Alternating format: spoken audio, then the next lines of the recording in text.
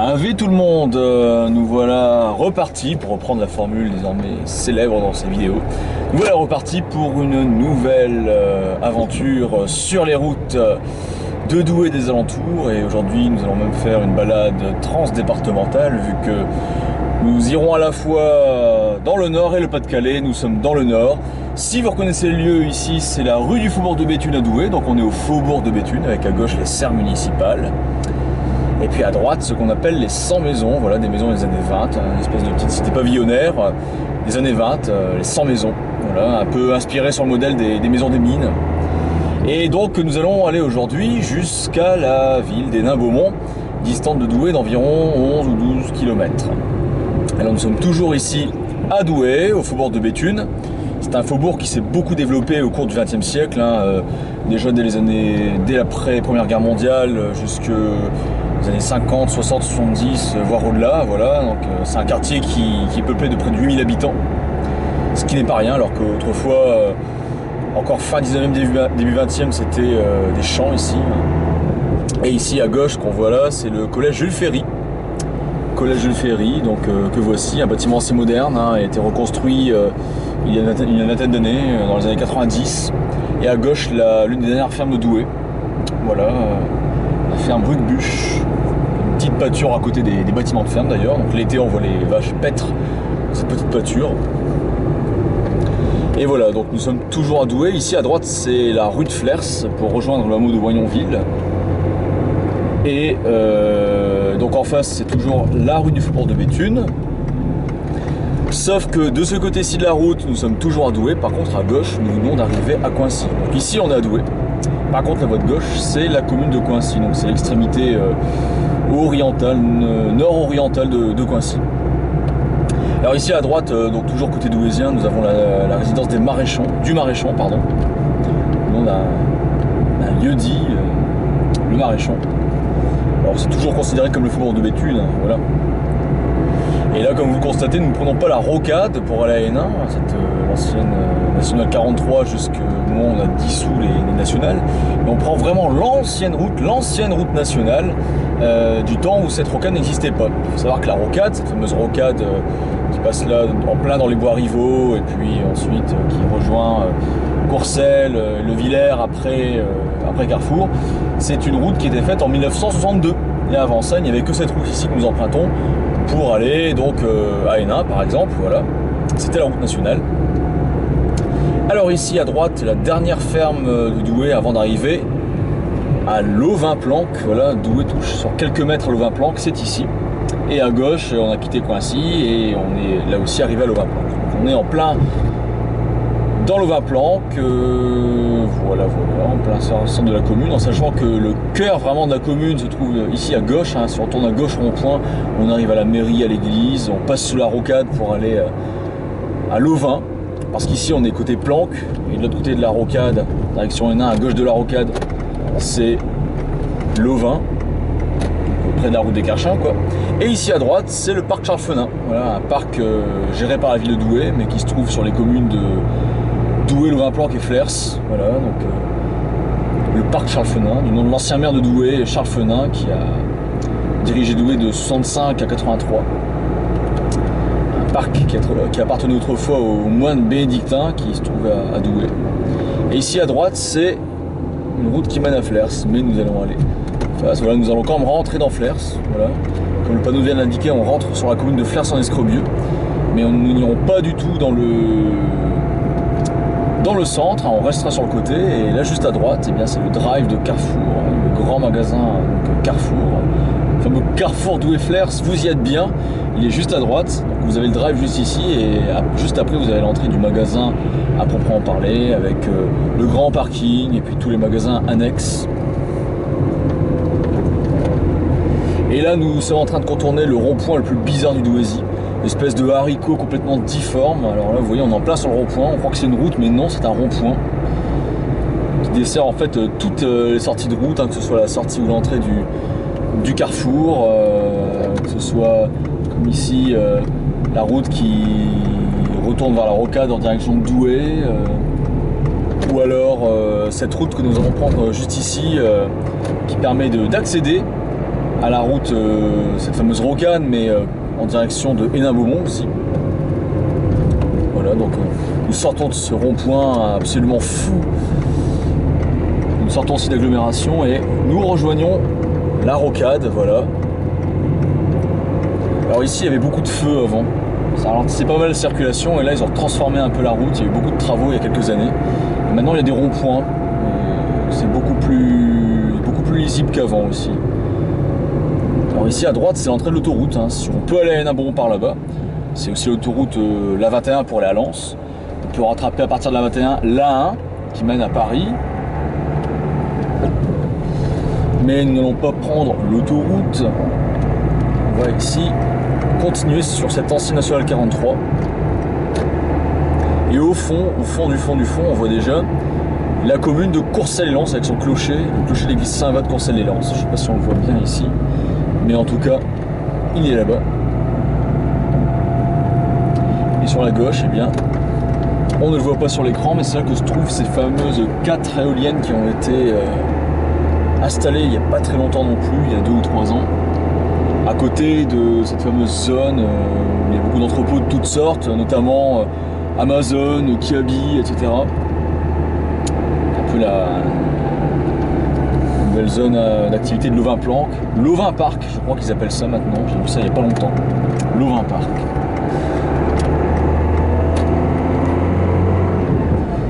Et voilà, donc Courcelles qu'on voyait là-bas, qu'on voit toujours là-bas sur la droite, eh bien c'est déjà le département du Pas-de-Calais. Vous voyez, Douai n'est vraiment pas distant beaucoup du Pas-de-Calais. On est à 5 km du Pas-de-Calais quand on est à Douai. Et là, mais on ne quitte pas encore le nord, pas encore tout à fait.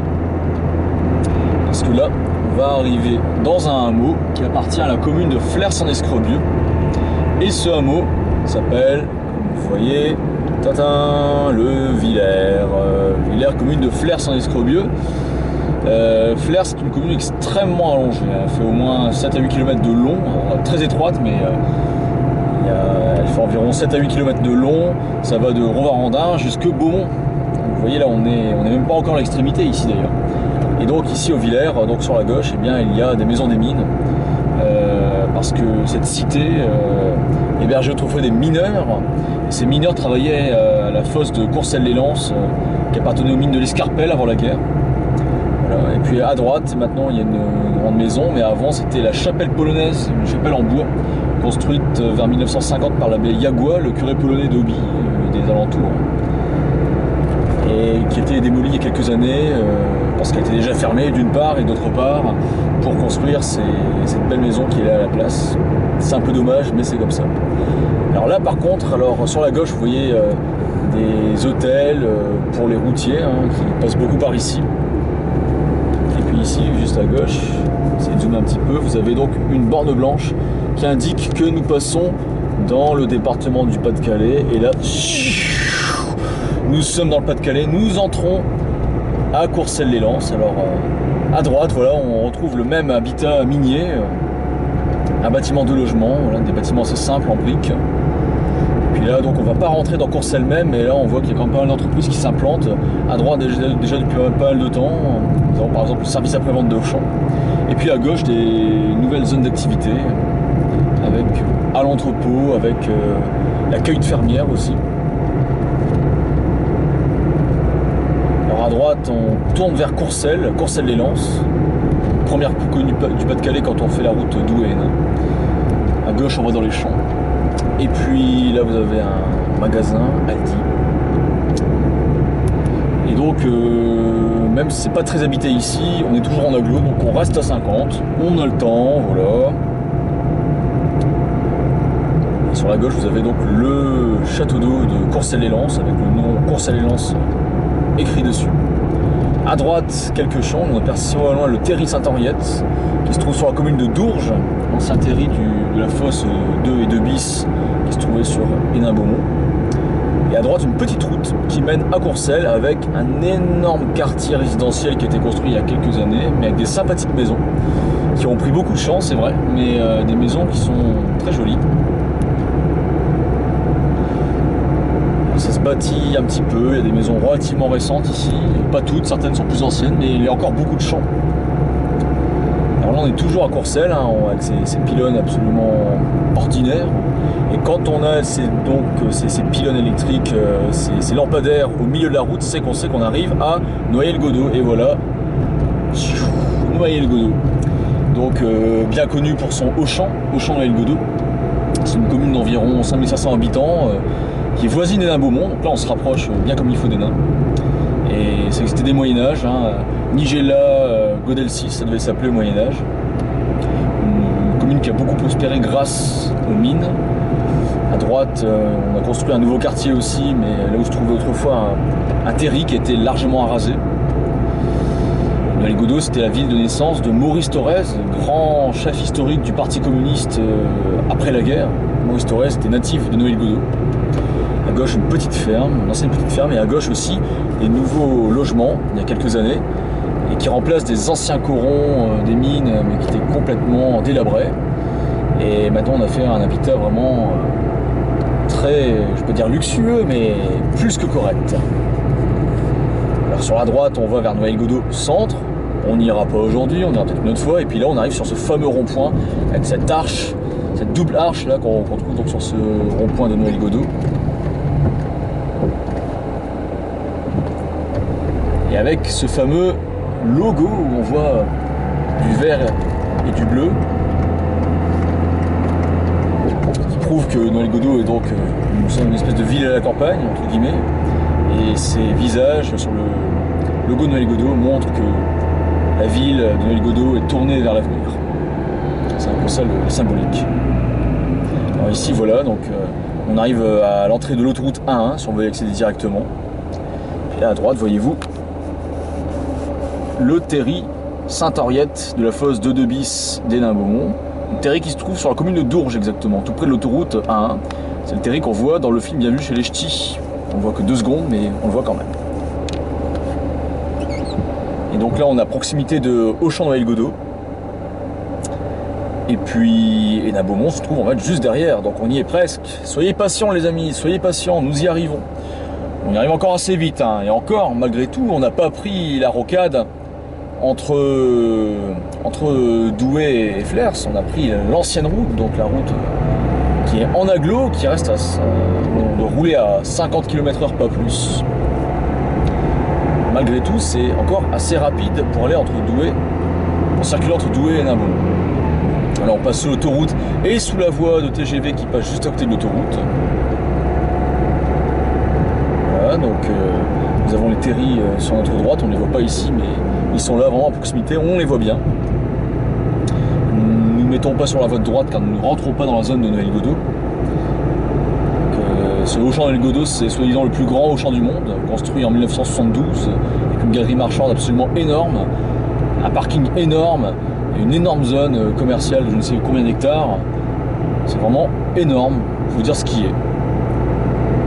Voilà, donc nous quittons tout doucement Noyers-le-Godeau, et puis nous arrivons ici, enfin, en vue de la ville d'Hénin-Beaumont. Donc à droite, le terri est vraiment tout proche. Et là, les premières maisons des mines sur la droite, construites très probablement par l'architecte des mines de Dourges, Ernest Delisle. Architecte des mines de Dourges, en gros des années 1900 aux années 1930. Voilà, avec le type de logement qu'il faisait, voilà. Un bâtiment de logement. Il utilisait beaucoup de parpaings. Un habitat très fonctionnel où le grenier pouvait servir de pigeonnier. Il faut savoir que beaucoup de mineurs étaient coulonneux, ils aimaient des pigeons pour les concours de pigeons. Ça existait. Une maison assez agréable pour des maisons des mines, c'était très agréable. Voilà, donc nous sommes dans Hénin-Beaumont, nous sommes au boulevard Schweitzer, du nom du docteur Albert Schweitzer, un Alsacien protestant. Voilà. Juste à droite ici, il y avait l'entrée, il y a encore les bâtiments d'ailleurs, l'entrée de la fosse 2 bis d'Hénin-Beaumont. Voilà, il y avait autrefois 4 fosses et 6 puits de mine sur la commune d'Hénin. Le 2 bis, c'était une des grandes fosses d'Hénin-Liétard, comme on disait à l'époque. Hein. Et donc les bâtiments existent toujours, mais on ne peut pas y accéder. On peut juste les voir rapidement de l'extérieur. Il faut savoir que, comme je l'ai dit dans la précédente vidéo sur Hénin-Beaumont, Jusqu'en 1971, Hénin-Liétard et Beaumont-en-Artois étaient deux communes différentes et qui ont fusionné en 1971 pour donner la commune d'Hénin-Beaumont. Voilà. Sur la gauche, c'est un raccourci qui mène à la route d'Arras. À droite, la rue Jules Verne. Tout le monde le connaît, Jules Verne. Pas besoin de préciser davantage de choses sur lui. Là, à gauche, c'est donc le siège de la communauté d'agglomération Hénin-Carvin, qui est l'ancien siège des mines de Dourges, justement, de la concession des mines de Dourges, qui était ici basée à Hénin. Et puis là, donc, nous passons sous la voie ferrée d'Ouessant, et en particulier dans ce célébrissime souterrain des années 20, qui donne quelques sensations fortes si certains roulent ici en excès de vitesse. Voilà, donc les murs ont été ravalés il y a quelques années, ils sont relativement propres, ils ont eu le temps de se ressalir depuis, mais forcément avec une telle circulation c'était inévitable. Là, nous sortons du souterrain. À droite, on s'amène donc à la cité Foch, la rue Jacques Prévert. Autrefois, il y avait l'église Sainte-Marie aussi, construite par le même architecte Ernest Delisle, qui a construit aussi la cité Foch, tout comme la cité d'Arcy. Voilà, il faut le préciser. Et puis ici, un rond-point où se trouvent les blasons de toutes les communes jumelées avec Hénin-Beaumont. À droite, on va vers le cimetière. La rue Léon Pruvot, on va vers le cimetière d'Hénin-Beaumont. Et là, on est donc rue Élie-Gruyel, du nom d'un ancien maire d'Hénin-Beaumont, qui, comme je l'ai dit dans une précédente vidéo, a été maire à la fin du 19e siècle à Hénin, un industriel qui s'est installé ici, en fait. Donc voilà. Donc c'est la rue commerçante d'Hénin-Beaumont, en fait. Voilà. Encore pas mal de commerces, malgré tout, malgré la proximité du Auchan dans l'île Godot. C'est vraiment une rue encore très commerçante. La rue Enoch à droite, rue Enoch qui rappelle, qui fait mémoire en fait de Enoch, Monseigneur Enoch qui était archevêque de Rennes et qui est natif de Hénin-Liétard. À gauche, la rue Victor Hugo qui mène à la gare.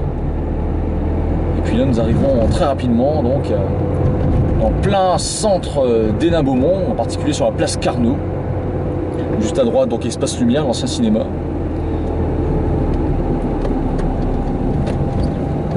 Et donc, ici, nous arrivons sur la place Carnot avec l'église Saint-Martin, magnifique église de style romano-byzantin, reconstruite entre 1929 et 1932 suite aux destructions de la Première Guerre mondiale, construite par l'architecte Maurice Bouterin, actuellement en restauration. Une magnifique église avec un style unique dans la région. À gauche, le centre Saint-Paul, maison paroissiale. Et puis ici, au lieu d'aller tout droit pour continuer la rue Montpencher et sortir d'Hénin en direction de l'autoroute, et bien nous allons ici passer par ici, donc place de la République, là où se trouvait le château fort d'Hénin-Beaumont, enfin d'Hénin-Liétard, pardon, Hénin-Liétard au Moyen-Âge, voilà. Belle place rectangulaire. Voilà, lors de la précédente vidéo dédiée à Hénin, on était déjà passé par ici, mais ça ne fait jamais de mal d'y retourner. Et ici, rue de l'Abbaye, parce que quand on va dans l'autre sens, on prend la route de Courrières et Arnes, et c'est là que se trouvait donc l'abbaye Notre-Dame sous le Rhin d'Hénin, quoi. Grande abbaye qui a disparu à la Révolution. Et là, nous arrivons rue Napoléon, mais pas Napoléon Bonaparte, Napoléon de Marquette, figure locale. Voilà, toutes des maisons qui ont été reconstruites après la Première Guerre mondiale. Hein. Hénin a été fortement endommagé pendant la guerre de 14. Faire attention aux enfants qui courent dans tous les sens. Et ici, donc, nous ne prenons pas la rue Robert-Hillé en face, mais ici la route de Lens. On est toujours sur la Nationale 43. Et donc, c'est le boulevard Gabriel Péri. Nom d'un résistant qui a laissé sa peau malheureusement pendant la Seconde Guerre mondiale. Alors à droite, c'est la rue de Verdun, une rue assez importante d'Hénin-Beaumont, enfin importante. Une rue assez connue, c'est vrai. Une rue assez longue. Et donc là, à gauche, le clocher qu'on voit, c'est le temple protestant qui a été reconstruit après la Seconde Guerre mondiale. Voilà. Hénin a subi aussi quelques destructions à la Seconde Guerre mondiale. Voilà. L'église réformée d'Hénin-Beaumont. La paroisse est liée au temple de Douai, de Lens et de Liévin aussi. On est toujours au boulevard Gabriel Péri. Et nous sommes toujours sur Hénin-Beaumont avec ces petites maisons qui sont assez nombreuses sur Hénin. Voilà, il faut savoir que Hénin était une ville minière, ouvrière, donc forcément beaucoup de petites maisons.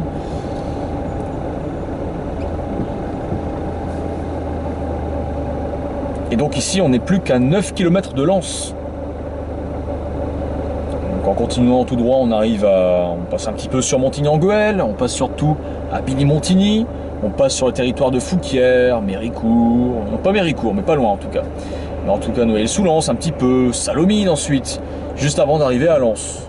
Et là, à partir de là, ce n'est qu'un continuum d'agglomération, étant donné que grâce aux mines, ces villes se sont beaucoup développées. Et à cet endroit-là, au niveau de la route, les champs ont disparu.